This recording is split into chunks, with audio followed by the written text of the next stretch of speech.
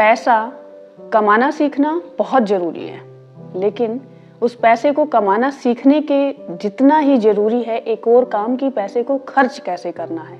सही तरीके से पैसा खर्च करना सीखना भी एक आर्ट है, एक साइंस है, जिसकी हेल्प से you can create your wealth. तो आज की वीडियो में हम यही डिस्कस करने वाले हैं, how we should spend our money and how we can improve our spending habits to accumulate wealth. Hello, welcome to my channel. My name is Nisha. और जो पहली बार मेरे चैनल पर आए हैं उनके लिए मैं बताना चाहूँगी कि इस चैनल पर मैं personal growth, personal development, books and books से रिलेटेड वीडियोस अपलोड करती रहती हूँ। I am on a journey of personal growth and development and I invite you to join me in this journey. So let's start today's video, जिसमें मैं आपके साथ share करने वाली हूँ वो स्ट्रेटेजीज और वो टिप्स जिनकी हेल्प से हम अपनी स्पेंडिंग हैबिट्स को इम्प्रूव करके वेल्थ क्रिएट कर सकते हैं। First thing, expand your earnings not your spending. हम जब अपने करियर की इनिशियल स्टेज पर होते हैं तो जितना पैसा हम कमाते हैं उसमें से हम पैसे में अपना गुजारा भी कर लेते हैं और साथ में पैसा सेव भी करते हैं। लेकिन जैसे जैसे हमारे सोर्स ऑफ इनकम बढ़ते चले जाते हैं तो उसके साथ अगर हमारी स्पेंडिंग बढ़ती चली जाती है तो वो नेट सेविंग्स तो सेम रहेंगी, तो उससे हमें कोई बेनिफिट नहीं होगा।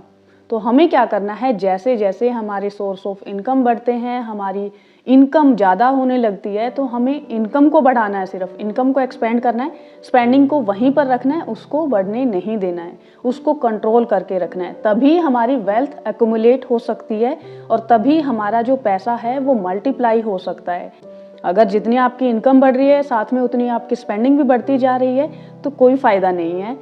उसमें क्या है कि आपका करंट कंफर्ट तो बढ़ता चला जाएगा, लेकिन फ्यूचर के लिए आपके पास सेविंग्स नहीं होंगी, अकोमुलेट नहीं कर पाएंगे आप वेल्थ, तो आपका फ्यूचर फाइनेंशियली सिक्योर नहीं रहेगा। Second, plant your money tree and let it grow. हम लोग अपने करियर के इनिशियल स्टेज पर जब सेविंग स्टार्ट करते हैं तो उन सेविंग्स को आप अपना मनी ट्री मानिए, जहां आप पैसे को इन्वेस्ट कर रहे हैं। अब सेविंग्स कर रहे हैं, बहुत अच्छी बात है, लेकिन गलती हम कहाँ करते हैं कि जैसे ही वो प्लांट हमारा थोड़ा सा ग्रो होता है, हमें एक्यूमुलेटेड पैसा दिखाई देता है, तो हमारी कोई डिज़ायर निकल के आती है बड़ी सी, जिसको वो पैसा मीट कर सकता है। तो हम क्या करते हैं, वहीं पर उस पैसे को यूज़ करके अपनी उस डिज़ायर को फुलफिल कर लेते हैं। ये बिल्कुल वैसा ही हुआ कि जैसे आपने पैसों का कोई पेड़ लगाया और उस पैसों के पेड़ को इनिशियल स्टेज पर आपने कट करके यूज कर लिया, वहां तो आपको बहुत मजा आया। आपने अपने पैसों के उस पौधे को काट दिया जो बड़ा होकर बहुत बड़ा पेड़ बन सकता था, जिससे बहुत सारे फ्रूट्स एंड फ्लावर्स मिल सकते थे, जिससे आपके और पेड़ बन सकते थे, आपका पैसा मल्टीप्लाई हो सकता था। कहा जाता है ना कि पैसा पैसे को खींचता है। तो अगर आपने उस प्लांट को, अपने पैसों के छोटे से पौधे को इनिशियल स्टेज पर ना काटा हो तो वो बहुत बड़ा पेड़ बन जाता है और आपकी वेल्थ अक्यूमुलेट होती है इतनी कि जितनी आप सोच भी नहीं सकते। वहीं अगर आप इनिशियली उसको कट कर देते हैं तो फिर आपका वो पौधा वहां पर खत्म होकर आप बिल्कुल वापस दोबारा से उसी जीरो पर आ जाते हैं। अब ये जो पैसों का प्लांट हम ग्रो करते हैं उसको काटने के दो रीजंस हमारे पास हो सकते हैं। एक तो ये कि हम अपनी कोई डिज़ायर मीट करने के लिए उसको कट कर देते हैं, या दूसरा कोई बहुत इमरजेंसी सिचुएशन आ जाती है तो हमारे पास कोई रास्ता नहीं बचता है और वहाँ पर हम अपने उस पौधे को काट देते हैं। तो इन दोनों ही सिचुएशन में आपको क्या करना है, जहाँ डिज़ायर की बात आती है then there is no other way than to control your desires. अपने डिज़ायर्स को कंट्रोल करके रखना है और अपने पौधे को ग्रो करना है। दूसरा, जब आपके पास इमरजेंसी सिचुएशन आती है तो उसके लिए आपको पहले ही इमरजेंसी फंड अकोमुलेट करके रखना है। 3 to 6 मंथ्स के जो आपके पैसे हैं उसको सेव करके रखिए, जिससे आप अपनी किसी इमरजेंसी सिचुएशन में यूज कर सकते हैं, ताकि जो पैसा आपने कहीं इन्वेस्ट किया है, ग्रो हो सकता है, जो बढ़ सकता है, वो पैसा आपको उस टाइम पर विड्रॉ ना करना पड़े।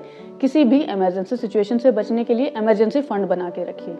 और वो जो इन्वेस्टमेंट वाला प्लांट है आपका, उसको ग्रो करने के लिए आपको उसको, जैसे हम पौधे को खाद देते हैं ना, तो वैसे इस पैसे के पौधे के लिए खाद का काम करते हैं आपका एडिशनल मनी।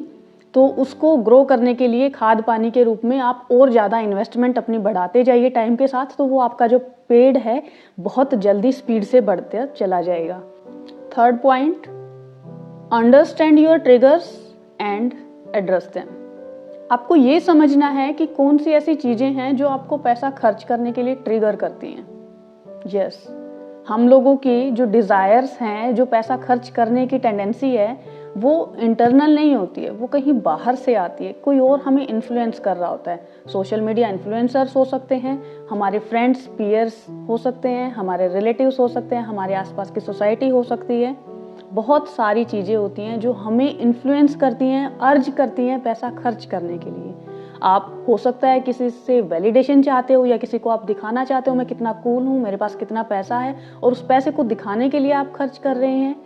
तो आपको आइडेंटिफाई करना है कौन सी ऐसी चीज है जिसके कारण आप पैसा खर्च करने के लिए मजबूर हो जाते हैं या आप अच्छा फील करते हैं पैसा खर्च करके, उस रीजन से वो आइडेंटिफाई करना है। फॉर एग्जाम्पल, हो सकता है कि आप सोशल मीडिया बहुत ज़्यादा यूज़ करते हैं तो आपके सामने बहुत सारी एडवर्टाइजमेंट्स आती रहती हैं और वो आपको बताते हैं कि आपको पैसा खर्च कैसे करना है, वो आपको मोटिवेट करते हैं पैसा खर्च करने के लिए और आप वो एड्स देखकर पैसा खर्च करते चले जाते हैं। या फिर हो सकता है आप सोशल मीडिया पर व्हाट्सएप पर सबका स्टेटस देखते हैं, आप अपने फ्रेंड्स को, रिलेटिव्स को खूब पैसा खर्च करते हुए देखते हैं, अच्छी वैकेशंस पर जाते हुए देखते हैं, आप किसी को कोई लेटेस्ट कार खरीदते हुए या लेटेस्ट गैजेट खरीदते हुए देखते हैं, तो फिर आपका भी मन करता है कि यार उसने खरीदा है, मुझे भी खरीदना चाहिए, तो वहाँ पर आप खरीदते हैं। तो उन सब चीज़ों को आपको फाइंड आउट करना है, फाइंड आउट करके आपको उसको एड्रेस करना है। सपोज आप सोशल मीडिया से इन्फ्लुएंस हो रहे हैं या अपने पीयर से इन्फ्लुएंस हो रहे हैं, तो उसको कट डाउन करना है। अगर दूसरों का स्टेटस देख के या दूसरों को देखकर आपको पैसा ज़्यादा स्पेंड करने के लिए मोटिवेशन मिलता है, तो आप क्या करिए, दूसरों का स्टेटस चेक करना बंद कर दीजिए। अगर आपको लगता है सोशल मीडिया की एड्स आपको ज़्यादा मोटिवेट करती हैं, तो आप सोशल मीडिया को सर्व करना बंद कर दीजिए। आपको लगता है कि आपको दूसरों से वैलिडेशन चाहिए, आपको दूसरों को ये दिखाना है कि हाउ रिच आई एम, तो आप उस इशू को एड्रेस कीजिए कि आप जो हैं वो आपके फ्रेंड्स को, आपके रिलेटिव्स को एक्चुअली पता है कि आपका फाइनेंशियल स्टेटस कितना है। आप महंगे गैजेट्स खरीद कर उनको ये नहीं दिखा सकते कि आप बहुत ज़्यादा अमीर हैं। Those who know you very well, आपके जो क्लोज फ्रेंड्स हैं, कलीग्स हैं, आपके रिलेटिव्स हैं, सबको पता है आपका फाइनेंशियल स्टेटस कितना है। और जो लोग आपको जानते ही नहीं हैं, उनको अपना स्टेटस स्टैंडर्ड दिखाकर आपको करना भी क्या है। So spend mindfully. Fourth, pause before you buy. Impulse buying is the worst kind of buying. अभी अभी सामने कोई एड आई, उस एड को देखकर आपने क्लिक किया और क्लिक करके आपने फटाफट से ऑर्डर प्लेस कर दिया।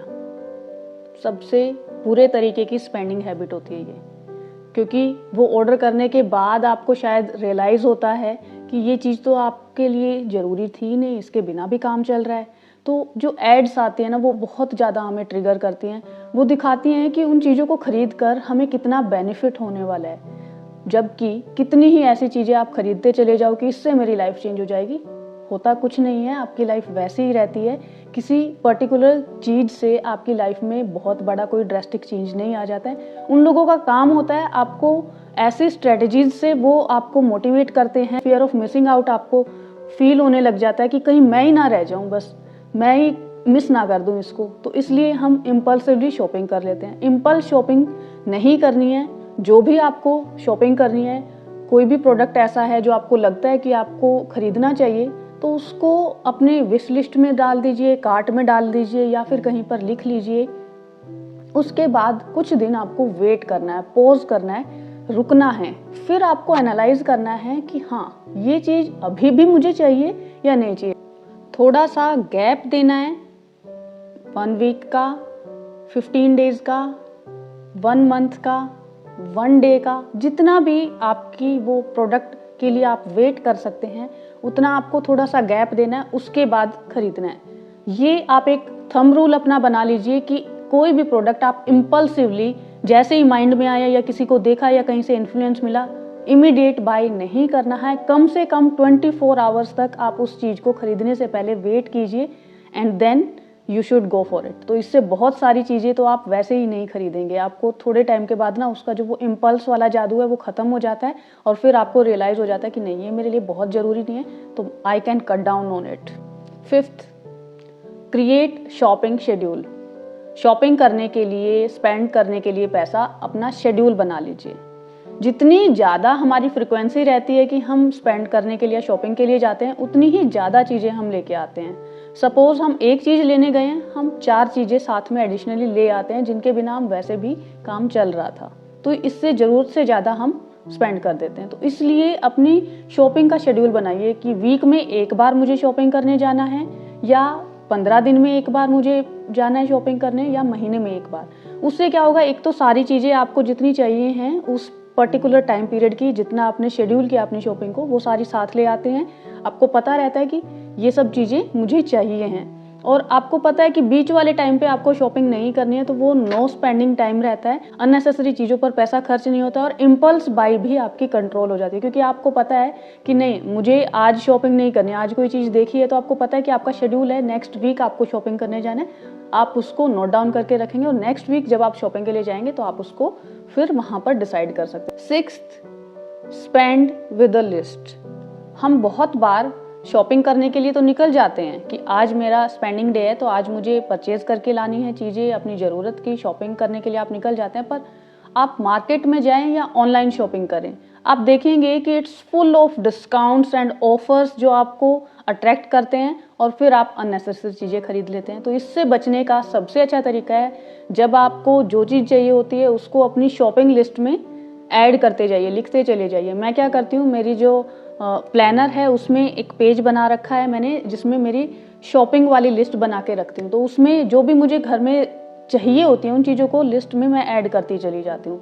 तो जिस दिन शॉपिंग करने जाना होता है उस लिस्ट का फोटो क्लिक किया, और बस जो चीज़ें चाहिए वो आप खरीद के ले आइए। तो अननेसेसरी चीज़ें घर में नहीं आएंगी, क्लटर क्रिएट नहीं होगा, और पैसा भी आपका आपके पास रहेगा, आपका पैसा अननेसेसरी वेस्ट नहीं होगा। तो इसलिए हमेशा शॉपिंग जब भी करनी है लिस्ट के साथ शॉपिंग करनी है, ऐसे ही रैंडम शॉपिंग करना बंद कर दीजिए। This is very bad for your financial health. 7th, what kind of mindset you have when it comes to money. क्या आप वो चीज़ें खरीदते हैं ज़्यादा जिससे कि आपको दूसरों से वैलिडेशन मिलती है, आप दूसरों को इम्प्रेस करना चाहते हैं, या आप सिर्फ वही चीज़ें खरीदते हैं जिनकी आपको एक्चुअल में ज़रूरत है।